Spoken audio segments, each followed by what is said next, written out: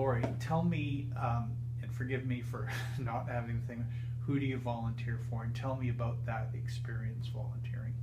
Most recently, the people Blue Eyes Big Heart is who I spend most of my time volunteering for right now.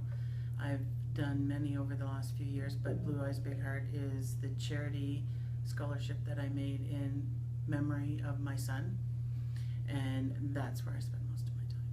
Tell me about that charity. Blue Eyes Big Heart provides a scholarship once a year for $750 to a victim or previous victim of domestic violence. It can be someone that has suffered domestic violence, or it could be a child of a family of domestic violence. And we give them the $750 to help them go back to school, because by the time they leave that kind of a relationship, they're usually at their financial end. And this gives them a little bit of a boost up. So tell me, if it's not too personal, tell me about your son. My son was Joshua Alderton. He was an amazing man. He died in a car crash on July 25th, 2013. He was very active in volunteering and charity work, as well as myself. He was my partner in a lot of the activities I did. His most recent one was Walk a Mile in Her Shoes. So when he passed away, I didn't want it to be totally negative, which it is, but we tried to make a positive out of it, and we started the Scholarship Foundation. And he believed in helping victims of domestic violence get out. He walked the mile for me because he grew up in a relationship in a family with domestic violence, but we got out.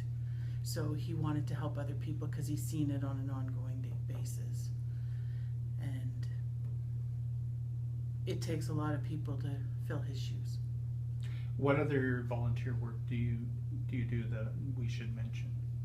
I've done a lot of things. I've done fundraisers for the Asian tsunami, Hurricane Rita. I've done Christmas Cheer for the last 16 years. Christmas Cheer is where we adopt a family at Christmas. It's down to one family. It used to be more because I had Joshua to help me, but now we're down to one family, and we adopt a family with 3 stipulations. They have to have a large family of children. They can't be getting help from anywhere else. They can be low income or on social services. And what we do is we get a list of everything that they would like for Christmas, and we provide that. And it's on a confidential basis, so we're not very well known.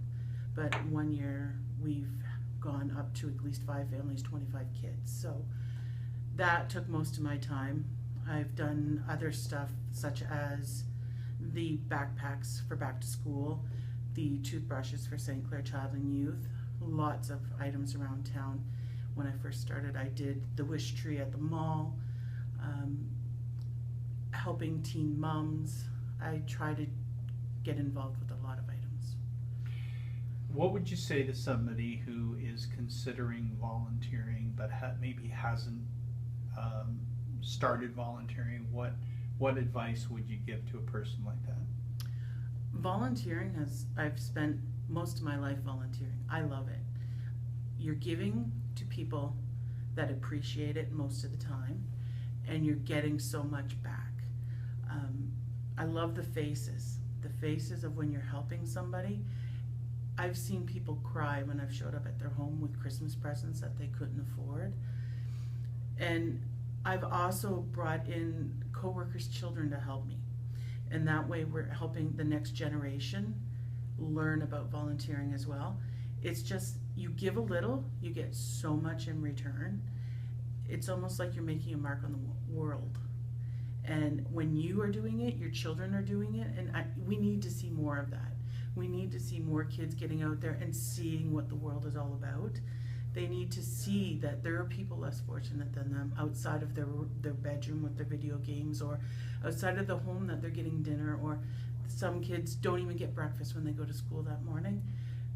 Kids need to see that, because the next generation is going to mold our future generations. And once these kids see that this is going on, they can make a difference. Great. Thanks so much for this. It's been a pleasure. You're welcome. Thank you.